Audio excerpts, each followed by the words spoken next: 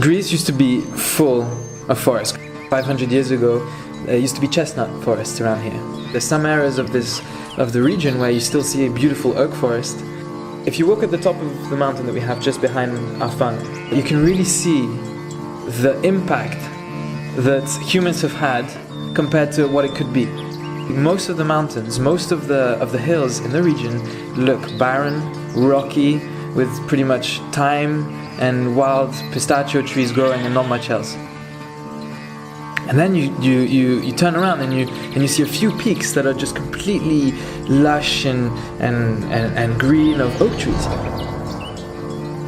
That just shows us what nature could be here and what nature used to be like here. It's an oak forest. There used to be big animals here. There used to be deer and wild boars, etc. Now there's rabbits and foxes. People think that Greece is meant to be rocky, is meant to be dry. We started off with a land that was very representative of that. That was overgrazed and that was burnt many times over, and a few thistles, spiky bushes. It's very spiky everywhere.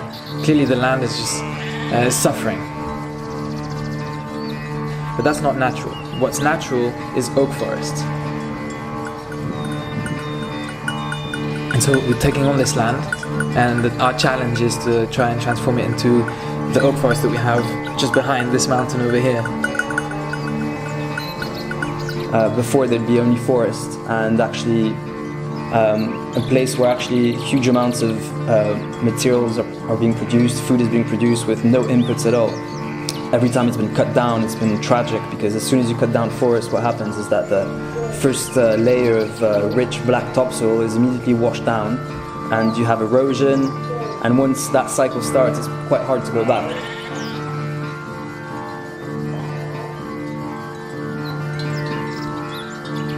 Agroforestry is using trees for production of food, wood, and different materials.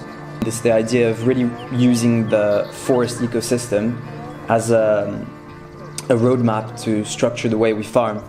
We're constantly trying to think, how does the forest work? And we actually go in the hills and have a look, and we were constantly looking around with Dimitri and trying to see, do you see how that works? Do you see how that works? It's taking the forest as an ecosystem of abundance and trying to understand these mechanisms and replicate them to have a farming as productive as possible with as little inputs as possible.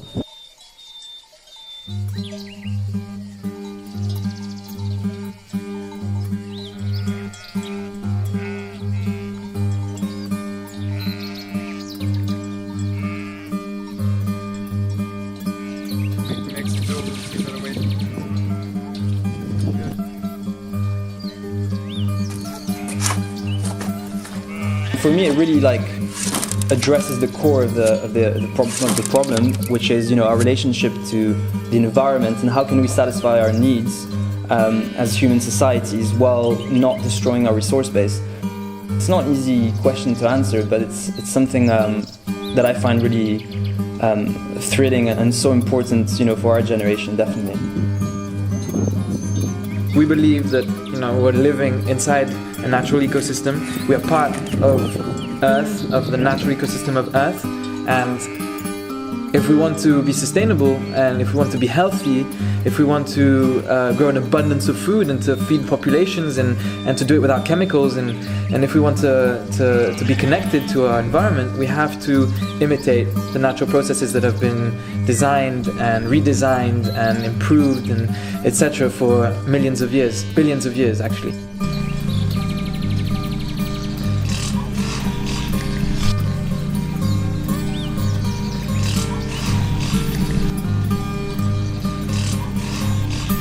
Nature tends towards forests and then gets disturbed.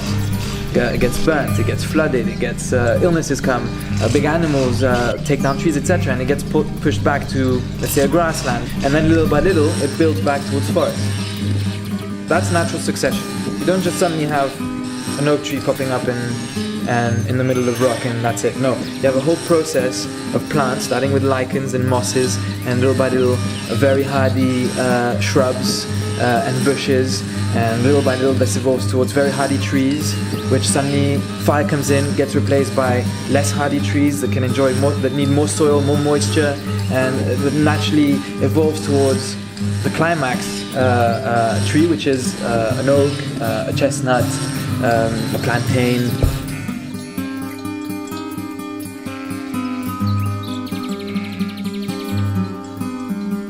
This order of plants that from the lichens towards the trees, they are creating the conditions for the next plant to thrive.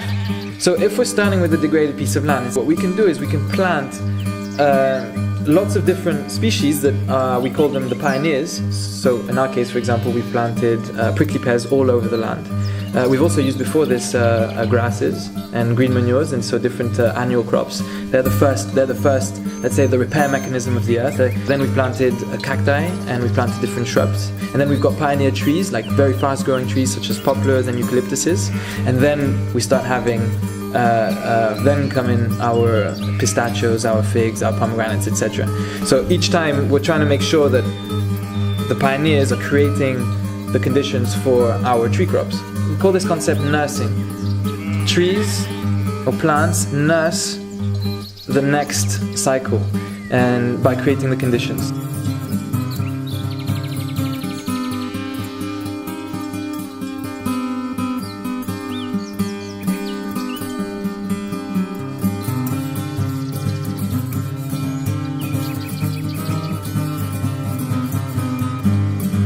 We need to integrate trees into our food production, and then when we start to realize how much more efficient we can be with trees in terms of all the benefits and the help that they can provide, such as protecting us from the wind, such as a habitat for a wildlife, which is a pest and disease control for us. You know, foxes eat the mice that eat our roots. The ladybirds, which eat the aphids.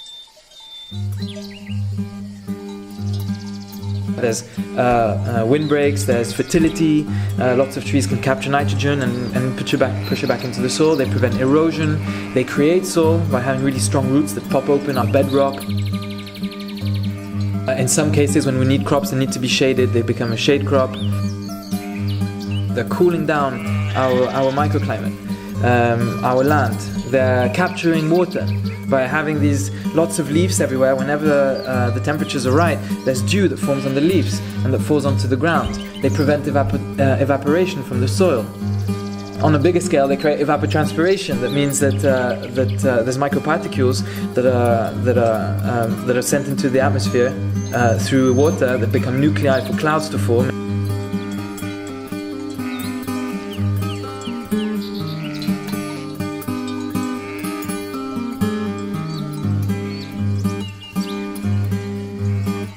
In a forest, you have different stratas, so you have different trees at different heights.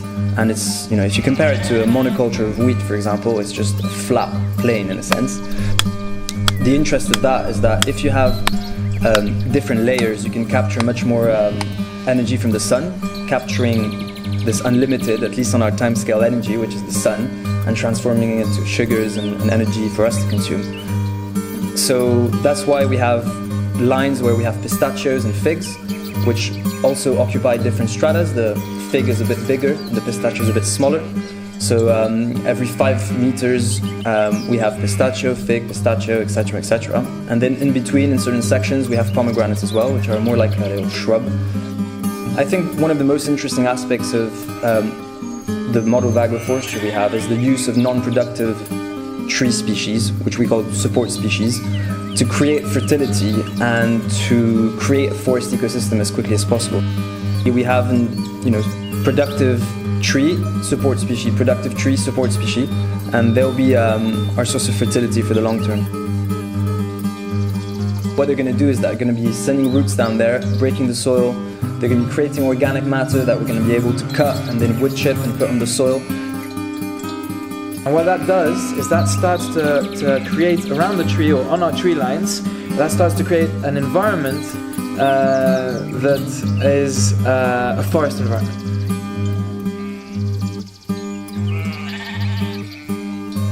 We already see a very thin layer after only 1 year of black soil underneath the wood chip layer, and not because of the wood chips decomposing yet, but because of all the insects and microbiology developing there, and especially the insects are just living around that area, and all of their feces like just accumulating there, and it created black soil.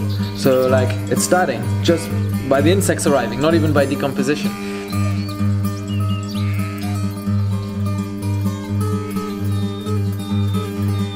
Nice, rich soil, rich in organic matter, black, you know, like spongy, and that's the kind of soil that can hold on to water. That's the kind of soil that can that's very fertile, that can hold on to nutrients. You know, it makes sense. It's like a sponge. It holds on to things.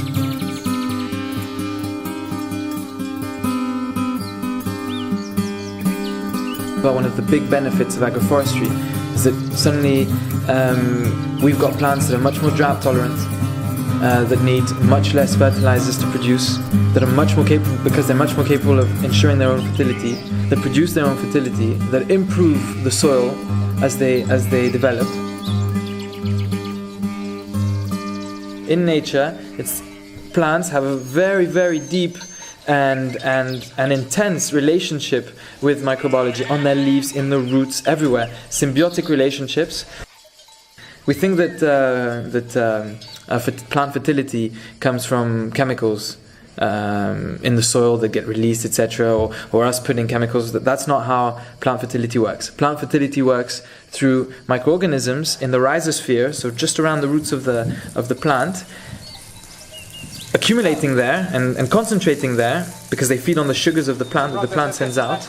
And there's even research showing that the plants send different exudates depending on what kind of microbiology they want around their roots. So the plant mothers this microbiology. It's like a completely symbiotic relationship. It's literally sharing, you know, like, I'll give you this, you give me this, I'll give you that. It's crazy.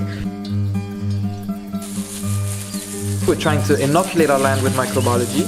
So we're trying to create a compost that's rich in microbiology. That's our focus.